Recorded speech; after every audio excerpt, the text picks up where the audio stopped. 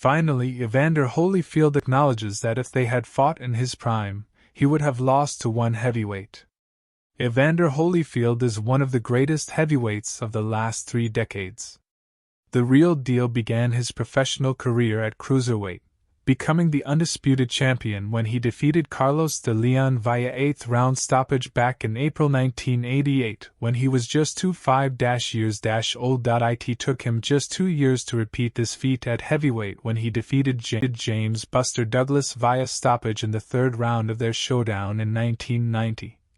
Becoming the first fighter in boxing history to win the undisputed championship at cruiserweight and heavyweight. Holyfield faced the likes of George Foreman, Lennox Lewis and Riddick Bowe before he drew the curtain on his career in 2011, but has named the one fighter that he was glad to have faced when he was past his prime years. In a resurfaced interview, The Real Deal gave plaudits to former rival Mike Tyson, where he even admits he was lucky to face Iron Mike when he was past his formidable best and became beatable. Unbeatable. When you didn't know what Tyson was gonna do, everybody was in trouble. He changed up and got into a rhythm that everybody does and he became beatable. I was fortunate enough to fight him when he was beatable.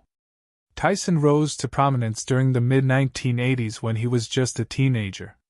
He made boxing history in 1986 when he defeated Trevor Berbick to become the youngest world heavyweight champion in boxing history, a record which still stands to this day. He would go on to capture the undisputed championship in the 12 months that followed with victories over WBA champion James Smith and IBF champion Tony Tucker, and would remain unbeaten until he was defeated by Buster Douglas in 1990. In what is described as one of the biggest upsets of all time. Holyfield and Tyson fought twice. In 1996, the Real Deal stopped his man in the 11th round of their first encounter. The rematch was one of the most controversial fights of all time, with Tyson getting disqualified in the 3rd round after biting a chunk of Holyfield's ear. Evander Holyfield names the strongest opponent he faced, and it isn't Mike Tyson or Lennox Lewis. The Real Deal was inducted into the International Boxing Hall of Fame in 2017, following a legendary career that included reigns as undisputed cruiserweight and heavyweight world champion. Holyfield blasted away underrated Cuban Carlos de Leon in 1988 to unify all 3 major titles at 200 pounds before moving up to boxing's glamour division.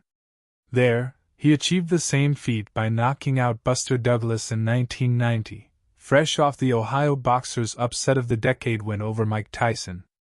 In the first defense of his undisputed heavyweight crown, he ran into a 42-year-old Foreman, who was riding a 24-fight winning streak following a remarkable return to boxing after a 10-year hiatus. It marked the first title fight he had been involved with since his comeback, and Big George left it all in the ring. He may not have had the speed and dexterity of old, but Holyfield insists Foreman's strength and power were still there.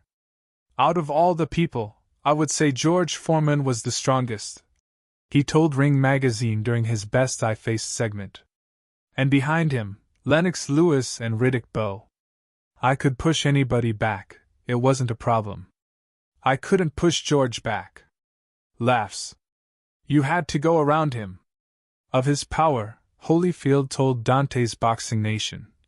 The guy that hit me the hardest was George Foreman. He hit me one time in the 11th round, and I came back to the corner and I said, did he knock all my teeth out? Holyfield went on to win the barn-burning bout via unanimous decision over 12 hard-fought rounds. He defended his belts against Bert Cooper and Larry Holmes before Riddick Bowe snatched them away in 1992 to spark an iconic trilogy. After regaining the WBA and IBF titles against Bowe and then losing them to Michael Moorer, Holyfield squared off against Mike Tyson for the WBA strap in 1996. Holyfield stopped Tyson in the 11th round of their inaugural encounter and got his hand raised via disqualification in their rematch when Iron Mike stunned onlookers by biting a chunk out of Holyfield's ear. A follow-up win over Moorer and their much-anticipated sequel unified the IBF belt with the WBA title once more and subsequently led to a second crack at the undisputed crown with WBC champion Lennox Lewis in 1999. Lewis held Holyfield to a draw in their first meeting before outpointing him in fight number 2. Remarkably, that isn't where Holyfield's title reigns ended, as he went on to become the first, and to date only, 4-time heavyweight world champion of all time by beating John Rees for the WBA strap in 2000 at 37 years old.